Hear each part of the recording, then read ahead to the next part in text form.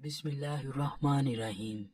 اللہ تبارک و تعالیٰ نے عورت کو بہت زیادہ عزت سے نوازا۔ اگر وہ ماں ہے تو اس کے پاؤں تلے جنت رکھ دی، اگر وہ بیوی کے روپ میں ہے تو اللہ تعالیٰ کا فرمان ہے کہ سب سے اچھا خاوند وہ ہے جو اپنی بیوی کو خوش رکھتا ہے۔ اگر وہ بیٹی ہے تو نبی کریم صلی اللہ علیہ وآلہ وسلم کا فرمان مبارک ہے، جو باپ اپنی ایک بیٹی کو خوشی خوشی پالتا ہے، اس کے ساتھ حسن و سلوک سے پیش آتا ہے تو جنت میں میرے قریب اتنا ہوگا جیسے ہاتھ کی دونوں انگلیاں قریب ہوتی ہیں۔ حضرت علی شیر خدا کا فرمان عالی شان ہے کہ جب بھی آپ اپنی بہنوں کے گھر جایا کرو تو راستے سے ضروریاتی زندگی کی کوئی چیز لے کر جایا کرو۔ اگر کچھ لے کر نہیں جاتے تو اپنی بہن کو اپنی حیثیت کے مطابق کچھ پیسے دے کر آیا کرو تاکہ وہ آپ پر خوش رہے۔ تم پر ان کا وراثتی حق ہے کہ اپنی حیثیت کے مطابق اپنی بہنوں کو کچھ نہ کچھ دے کر آیا کرو۔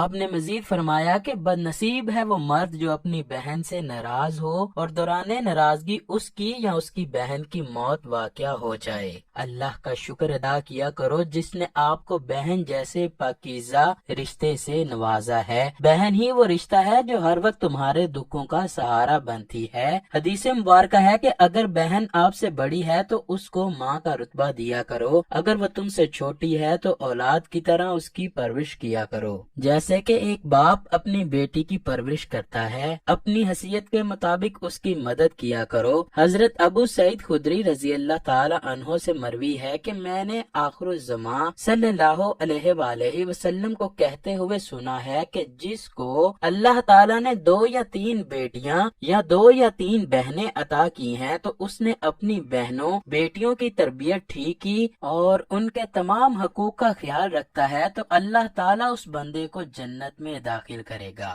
ابو داؤد نے اس کی وضاحت کرتے ہوئے فرمایا کہ جس نے اپنی بیٹیوں بہنوں کی پرورش ٹھیک طریقے سے کی، ان کا نکاح کر کے عزت کے ساتھ اپنے خاوند کے ساتھ رخصت کر دیا تو اس بندے پر جنت واجب ہو گئی۔ ام المؤمنین حضرت عائشہ رضی اللہ تعالی عنہا کہتی ہیں کہ رسول اللہ صلی اللہ علیہ وآلہ وسلم نے فرمایا، جو شخص لڑکیوں کی پرورش سے دوچار ہو پھر ان کی پرورش سے آنے والی مصیبتوں پر صبر کرے تو یہ سب لڑکیاں اس کے لیے جہنم سے آڑ بنیں گی۔ اسی طرح ماں کی محبت بیان کرتے ہوئے حضرت عائشہ فرماتی ہیں کہ ایک دفعہ ایک عورت اور اس کی 2 بیٹیاں میرے گھر کچھ کھانے کے لیے آئیں تو اس وقت میرے پاس صرف ایک کھجور پڑی ہوئی تھی۔ میں نے وہ کھجور اس عورت کو دے دی، اس نے وہ کھجور آدھی آدھی دونوں بیٹیوں کو دے دی اور خود کچھ نہ کھایا۔ پھر میرے پاس نبی اکرم صلی اللہ علیہ وآلہ وسلم تشریف لائے، میں نے آپ سے یہ واقعہ بیان کیا تو آپ نے فرمایا، جو ان لڑکیوں کی پرورش سے دوچار ہوا اس کے لیے یہ سب جہنم سے پردہ ہوں گی۔ ناظرین گرامی، جس فرد کو اللہ تعالیٰ لڑکیاں عطا کرے تو وہ اپنی بیٹیوں کی تعلیم و تربیت بہتر طریقے سے کرے اور ان کے ساتھ اچھا سلوک کرے تو اللہ تعالیٰ اس بندے کو جہنم کی آگ سے محفوظ فرماتا ہے۔ اس آیت میں لڑکیوں کا ذکر کر کے اس لیے آزمایا گیا کہ قبل از اسلام لوگ بیٹیوں کو اچھا نہیں جانتے تھے،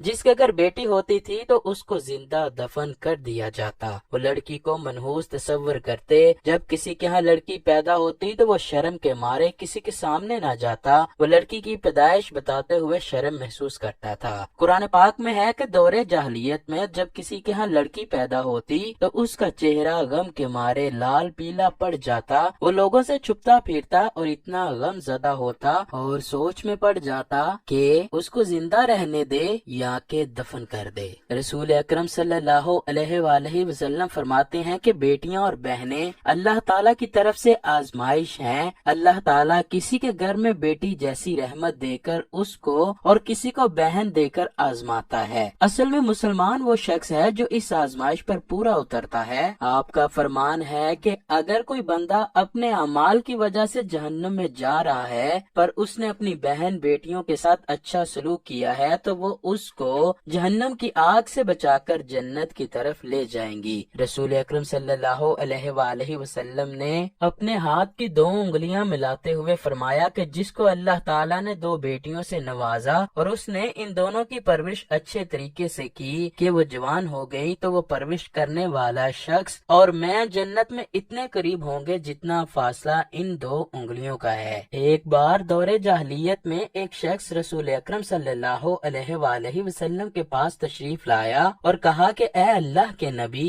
میری ایک بیٹی تھی جو مجھے اچھی نہیں لگتی تھی، میں جب بھی اس کو آواز دیتا تو وہ میری آواز پر باغی آتی اور میری ہر بات مانتی تھی۔ میں ایک دفعہ اس کو اپنے ساتھ لے کر جا رہا تھا کہ راستے میں ایک پانی کا کنواں دیکھا تو میں نے اپنی بیٹی کو اٹھایا اور کنویں میں پھینک دیا۔ وہ کنویں میں تیرتی ہوئی مجھے ہائے بابا پکار رہی تھی۔ اس آدمی کا یہ واقعہ سنتے ہوئے رسول اکرم صلی اللہ علیہ وآلہ وسلم زاروں کی طرح رونے لگے۔ مجمع میں سے کسی ایک نے کہا، اے بندے، تو نے رسول خدا کو غمگین کر دیا۔ اس پر اللہ کے رسول نے فرمایا، اسے روکو مت، اس کو اپنا سارا واقعہ سنانے دو، اس بندے کو اپنی غلطی کا احساس ہو رہا ہے، اسے سوال کرنے دو۔ آپ صلی اللہ علیہ وآلہ وسلم نے اسے ایک بار پھر اپنا سارا قصہ سنانے کو کہا تو اس نے آپ کے کہنے پر پھر سارا قصہ لفظ بلفظ بیان کر دیا۔ دوبارہ سننے پر آپ صلی اللہ علیہ وآلہ وسلم پھر سے غمزدہ ہو گئے۔ اس بندے نے پوچھا،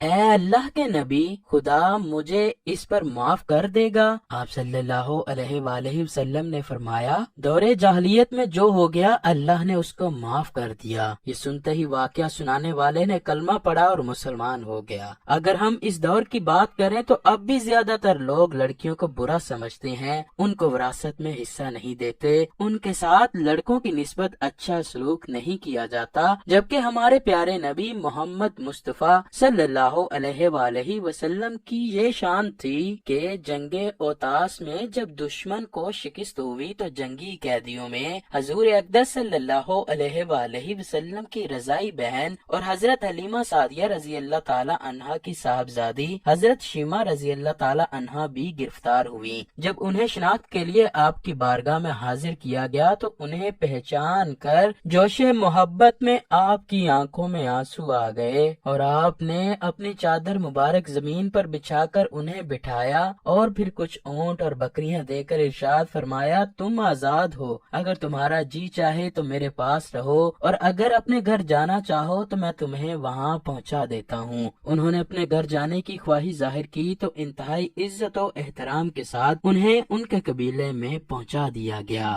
فرمانے رسول اللہ صلی اللہ علیہ وآلہ وسلم ہے کہ اللہ تعالیٰ اپنے بندوں کو لڑکیاں اور بہنیں دے کر آزماتا ہے، جو اپنی بیٹیوں کی پرورش اچھے طریقے سے کر کے ان کو پروان چڑھاتا ہے تو اس کے لیے جہنم کی آگ حرام ہو جاتی ہے۔ اللہ تعالیٰ ہم کو بہنوں اور بیٹیوں کے ساتھ اچھا سلوک کرنے کی توفیق عطا فرمائے۔